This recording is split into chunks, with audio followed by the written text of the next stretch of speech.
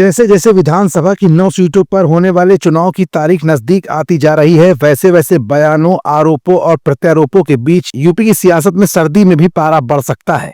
कभी x post पर अखिलेश योगी आदित्यनाथ की सरकार पर बरस रहे हैं, तो कभी पोस्टर वार के जरिए उत्तर प्रदेश सरकार को आने वाले 2027 के विधानसभा चुनाव की दस्तक और दहशत दोनों ही दिखाई जा रही है।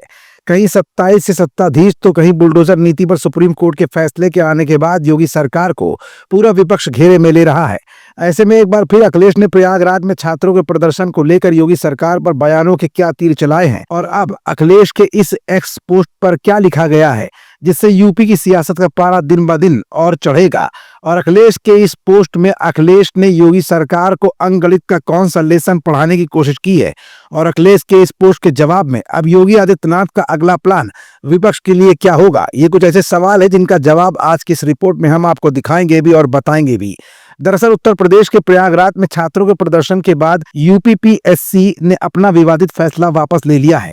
यूपीपीएससी ने कहा है कि योगी आदित्यनाथ के निर्देश पर छात्रों के हितों को ध्यान में रखते हुए ये फैसला लिया गया है। अब पीसीएस प्री की परीक्षा 2 दिन की बजाय पहले की ही तरह 1 दिन में होगी। यूपीपीएससी के फैसले के बाद सपा मुखिया अखिलेश यादव ने भाजपा सरकार पर तंज कसा। अखिलेश ने कहा कि भाजपा को चुनावी गणित समझ आया तो वो पीछे हटी, लेकिन अब उसका घमंड बीच में आ गया है। एक्स पर पोस्ट करते हुए अखिलेश यादव ने कहा कि भाजपा सरकार को चुनावी गणित समझ आते ही जब अपनी हार सामने दिखाई दी तो वो पीछे तो हटी, लेकिन उसका घमंड बीच में आ गया है, इसीलिए वो आधी मांग ही मान रही है। अभ्यर्थियों की जीत होगी, ये आज के समझदार युवा हैं, सरकार इन्हें झुंझुना नहीं पकड़ा सकती।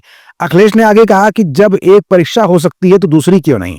चुनाव में हार ही भाजपा का असली इलाज है, जब भाजपा जाएगी तब नौकरी आएगी। इससे पहले अखिलेश ने भाजपा सरकार को चुनावी गणित समझाते हुए पोस्ट किया था।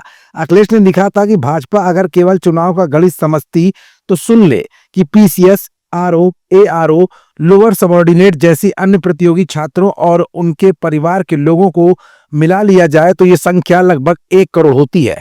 अगर इस महासंख्या को लगभग 400 विधानसभा सीटों से भाग दे दें तो भाजपा के लगभग 25,000 वोट हर विधानसभा सीट पर कम होंगे, मतलब भाजपा दहाई के अंक में सिमट जाएगी।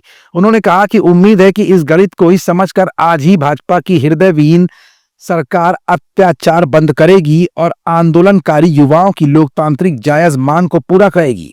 भाजपा की एक आदत पड़ गई है, जनाक्रोश से डरकर आखिरकार बात तो वो मानने पर मजबूर होती है, लेकिन तभी जब उसके सारे हिंसक तरीके नाकाम हो जाते हैं और जब उसकी नौकरी विरोधी नकारात्मक राजनीति पूरी तरह फेल हो जाती है। भाजपा हमेशा के लिए खत्म होने वाली है। बुलडोजर नीति के खिलाफ योगी सरकार को सुप्रीम कोर्ट से नसीहत मिलने के बाद अखिलेश, या यूं कहें कि पूरा संपूर्ण विपक्ष योगी सरकार पर हमलावर दिख रहा है। ऐसे में अखिलेश का ये पोस्ट छात्रों को अपने समर्थन में लेने के लिए ही काफी है। अब देखना यह होगा कि विधानसभा चुनाव की 9 सीटों पर होने वाले उपचुनाव में अखिलेश के इन पोस्ट और पोस्टर वार का क्या फायदा समाजवादी पार्टी या यूं कहें कि इंडिया गठबंधन को मिल पाएगा, ये भी बहुत जल्द ही यानी 20 नवंबर को होने वाले विधानसभा उपचुनाव के बाद पता ही चल जाएगा।